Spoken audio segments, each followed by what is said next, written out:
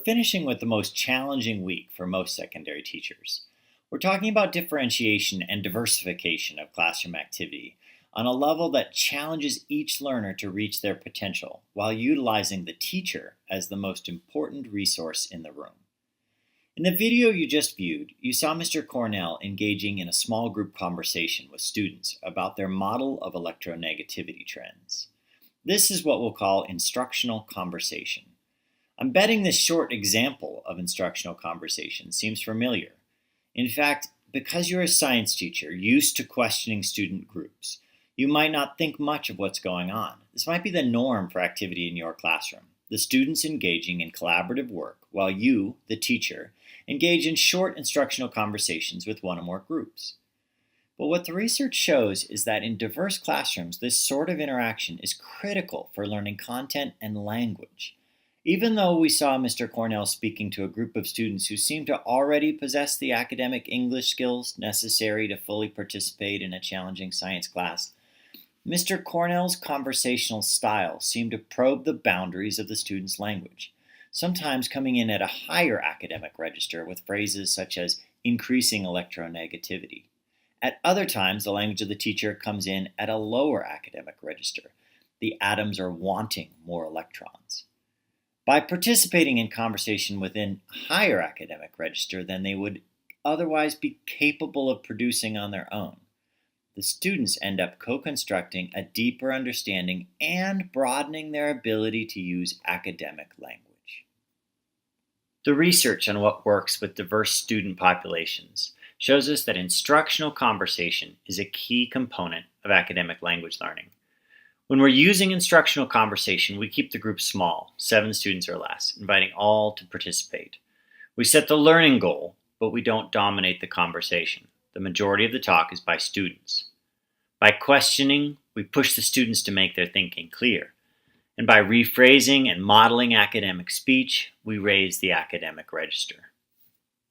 Whole class discussion or lecture, while efficient, doesn't have the same effect, especially when it's dominated by teacher talk, or when students have limited opportunities to produce language.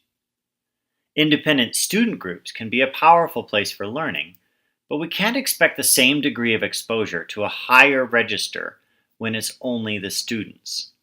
But when teachers and students have prolonged opportunities to engage in small group discourse around a specific idea or a science and engineering practice, language and content learning are accelerated.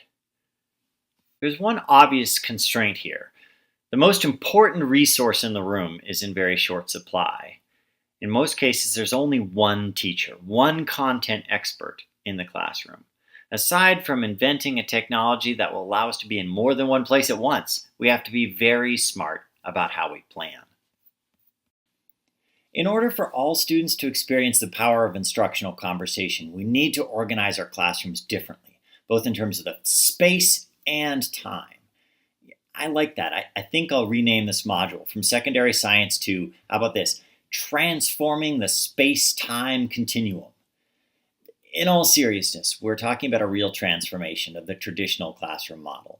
We're talking about having students work in independent groups for a large portion of the classroom, freeing up the most important resource in the room, the teacher, for extended instructional conversations with small groups. And recall from the learning in the previous unit that these groups can be arranged in a number of different ways. Sometimes a teacher will meet with a primary language group, taking time to make sure that all students understand the content, regardless of English proficiency. Or a teacher could be helping with one or more heterogeneous student groups, creating incredible engineering solutions, questioning them on the fundamentals of the science behind their solution. Or a truly linguistically responsive science teacher will have an instructional conversation with different second language groups, planning a conversational task with language demands in just the right zone for optimal learning. Maybe you're seeing the possibility here. A lot of teacher candidates and new teachers I've coached question this. Can secondary students handle the independence needed for differentiated classroom activity? Sounds like chaos. To this, I usually point to what is going on every day in great elementary classrooms. If you're a high school teacher or middle school teacher, these may be long forgotten, but a visit to the classroom of a master elementary teacher will show you diverse students engaged in multiple simultaneous activities from a very young age.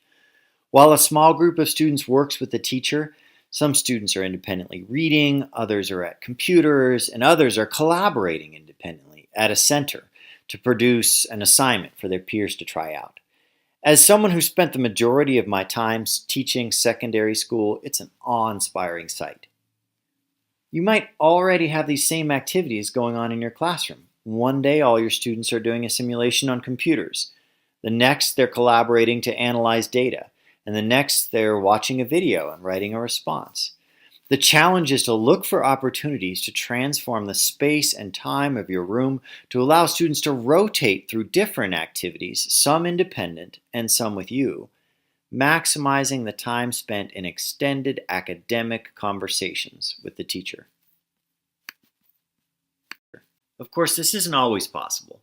Some days you need all your students on the same page. And believe me, I know the management of a classroom where multiple activities are happening isn't something you try on day one. Successful transformation involves a steady building of classroom culture focusing on success. To help create a vision of this classroom, we're going to finish this week's Explore watching 2 short videos of classrooms using multiple simultaneous activities and instructional conversation. In the first video, Spanish teacher Nancy Hagstrom will set high expectations for her students, giving them challenging work along with clear expectations for when students will work independently. In the second video, featuring science teacher Jordan Wolf, we'll see a lot of project work and a lot of chaos. In many ways, we can see all the elements of this e-workshop come together in one short summary. Students grapple with the high challenge of science and engineering practices. Students' many language backgrounds are welcomed, and students are encouraged to position themselves as scientists. While whole class activity is present, high-level questioning leads to student talk in many languages. Students are flexibly grouped, and the teacher pays attention to language assets in the group. Finally, by engaging students in challenging project work, the teacher is able to have productive instructional conversations.